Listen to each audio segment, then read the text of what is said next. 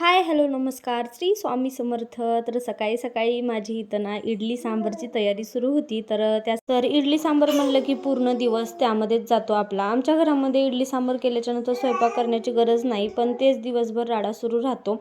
म्हणजे ना, तर इथं मी सांबारसाठी डाळ मॅश करत होते. तर तुम्ही म्हणाल असं कसं सांबार तू बनवतेस? तर सांबार बनवण्याची ही पद्धत प्रत्येकाचीच वेगवेगळी असते. तर माझी सुद्धा वेगळी पद्धत आहे. ती म्हणजे ना, मी काय करते की डाळ शिजता वेळेसच मी कुकरमध्ये सगळं म्हणजे जी जी काही आपल्याला व्हेजिटेबल्स त्यामध्ये टाकायचे आहेत, डाळीसोबतच कुकरमध्ये उकडून घेते, जेणेकरून शिजल्याच्या नंतर बिटरनं फिरवून घेते. कारण की ना, आपण व्हेजिटेबल्स टाकलेल्या आहेत त्या बारीक होतील, त्यामुळेच. आणि त्यानंतर बारीक केल्याच्या नंतर अशी फोडणी देते. मी तर अशा पद्धतीने सांबार बनवते. तुम्ही कशा पद्धतीने बनवता ते मला नक्की कमेंट करून सांगा, जेणेकरून मी सुद्धा नेक्स्ट टाईम सांबार बनवताना ती पद्धत वापरेन. एक साईडला इडली लावली होती, तर ती सुद्धा रेडी झाली होती.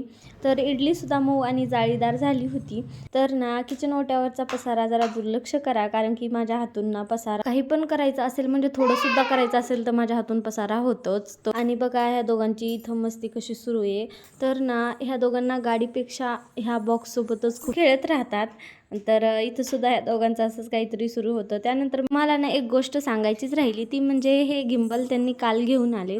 तर सकाळी सकाळी ते मला गिम्बलनं शूट कसं करायचं कसं नाही तेच शिकवत होते. त्यानंतर मग छान अशी देवाची पूजा केली. आणि चला तर मग बाय बाय, स्टे ट्यून.